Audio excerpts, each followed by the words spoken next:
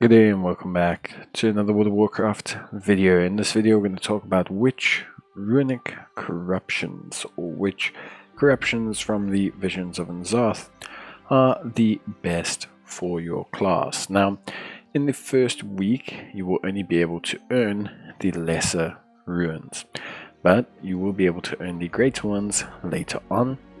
To obtain access to the runes, you will have to complete the Barring Corruption quest, and then later on you will have to complete the further quest, which will require you to obtain more blood and more Displaced Corrupted Mementos called Enhancing Corruption. Basically, you will have to do a lot of the horrific visions. If you need more of a guide to it, you can look at my video. I'll leave it in the top right hand corner. So let's talk about which are the best runic corruptions. Now, it's very important to understand that I'm going to try and cover these as best I can, but your main focus will just be to choose whether you want to focus on single target or AoE enchants. I'm going to leave them on the right hand side of the screen. We'll start with Death Knights and just work our way through. So for Death Knights, in most situations, Rune of the Echoing Void is going to be great for single target abilities. Echoing Void, each time it builds, has a chance to collapse, dealing damage to all nearby enemies every 1 second until no stacks remained. This basically is a dot over time effect, great for applying damage. Void Ritual is also pretty good, gives you a chance to increase your secondary stats. This is something that's a little bit more applicable if you have a class that's requiring procs. So you'll often see this, for example, you see it on Frost and Unholy Death Knight, because there's certain procs that they need to get off certain abilities within their rotation. In terms of AoE, for Blood DKs, things are a little bit situational. Void Ritual is great because secondary stats always help tanks, but then you also have Echoing Void, which is also pretty good because of the dart effect. Void Ritual, Echoing Void, pretty much interchangeable across DKs in general. For Demon Hunters, things are very much following the same kind of trend. Void Ritual, Echoing Void, a lot of it is just to do with the fact that they're both incredibly easy passives to integrate. You don't have to do anything. There's not a ton of proccing off of them, and for melee classes, it's just pretty much the simplest way to kind of proc either secondary stats, which will aid you, or to proc some good single target / minor AoE target damage. For Demon Hunters, Echoing Void is just your best one. The reason is you proc a lot of damaging abilities in both the versions of Demon Hunters: Immolation, Glyphs, Demon Spikes, Fractures, Demon Breaths. Like, all your moves basically generate damage. And so in doing so, you can apply a lot of stacks of Echoing Void, which just makes things really, really good for you. Demon Hunter in both specs is just one of those simpler classes in terms of application of corruption runes. Next, we have Druids. So Druid has 4 classes. Again, Void Ritual, Echoing Void, pretty good on all of them.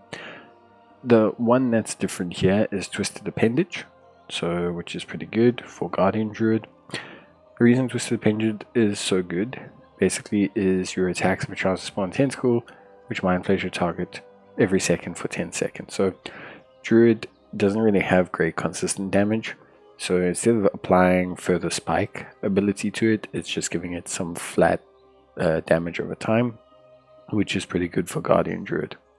But you're going to see with Druid, it's all pretty much the same all over. Healers generally are looking towards Void Ritual because of the very big, or I say very big, but the very nice secondary stat gain, which is huge for a lot of spellcasters. So healers will generally lean towards that side. For Evoker, you guessed it, yes, it's going to be Void Ritual. Very self-explanatory again, largely because of the secondary stat gain. Gushing Runes is one that's super interesting for augmentation. A lot of this has to do because your damaging spells and abilities have a chance to cause your target to ooze blood, giving it a little bit of dots. This, I think, and someone can correct me if I'm wrong, but I'm 90% certain the reason this works is because this will proc off of the augmentation spells you cast on other classes. So you can cast this on tanks or melee DPS, your augmentation abilities, and it should in theory proc this, which I think will be the best. Otherwise, again, you're really focusing on Void Ritual for those secondary stats, and as with all spellcasters, kind of heavily focused on that. For Hunter, when we look at the runes, again, Void Ritual, pretty common, gonna see it everywhere. Secondary stats, it's because of the crit and how important crit is to all of your Hunter abilities, but also the haste. But it's really the crit. The crit is huge. It's very important for Hunters. Any class that relies on crit to kind of proc things is going to be that way. Marksmanship Hunter is a little bit different because of Gushing Wounds. Again, this is just more to give it a little bit more flat kind of dot damage than anything else. But Void Ritual is very common for any kind of heavily crit based spellcaster. I mean, it's just going to be very common because the secondary stat gain is so important, and the way the soft caps work for secondary stats, it's very, very, very good in that way. Just it's passive, it's very easy to kind of integrate. You don't have to really wait for a proc. It's quite consistent.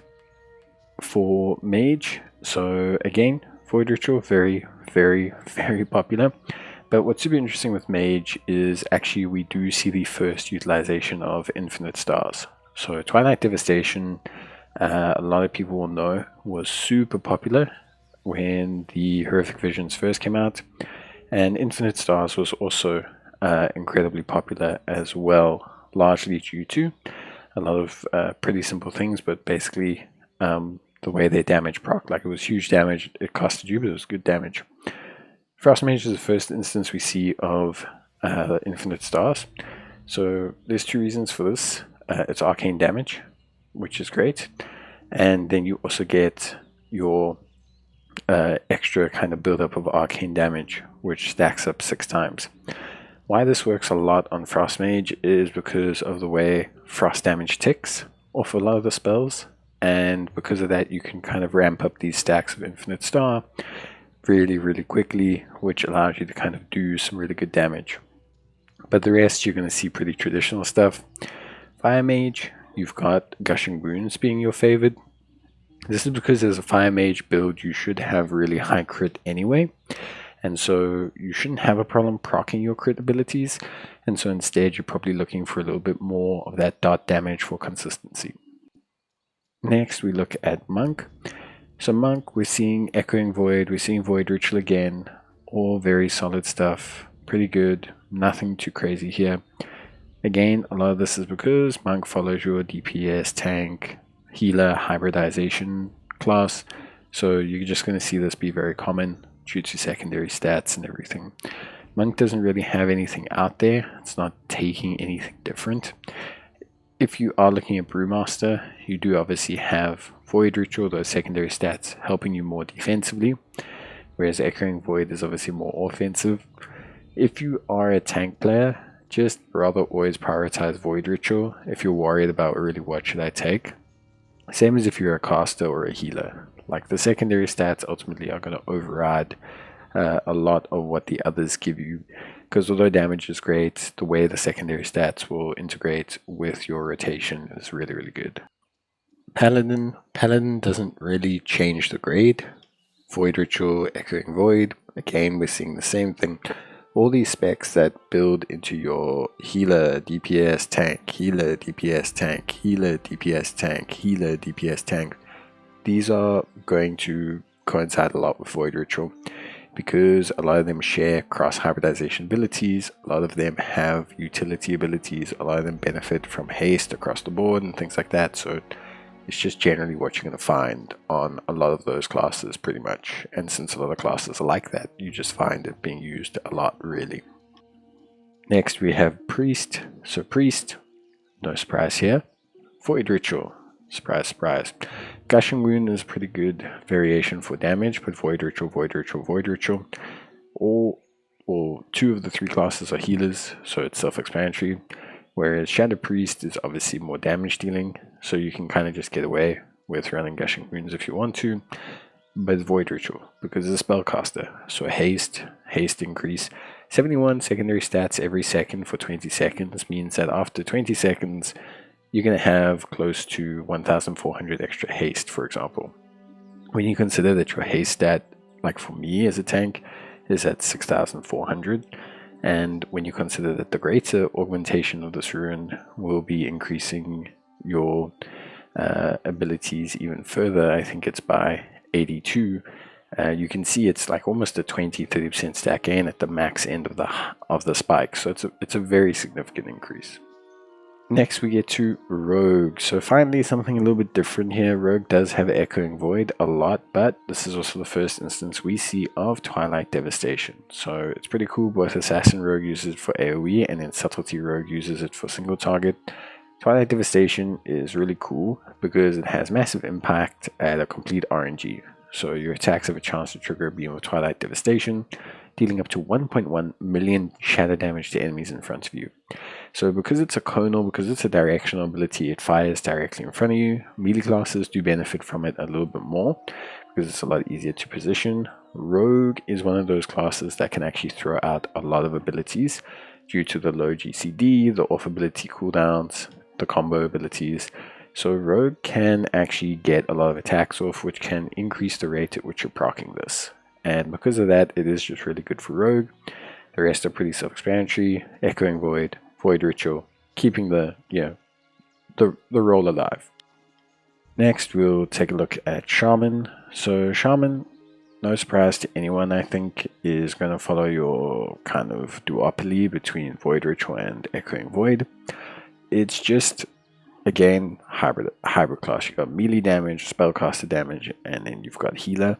So all of them are going to benefit a bit from haste. Enhancement is renowned for being an incredibly proc-centric rotation. Elemental Shaman's a spellcaster, so secondary stats are great for it. And then Restoration Shaman's a healer. So Void, Echoing Void, Void Ritual, but Void Ritual being your number one priority here is no surprise to anyone, I don't think.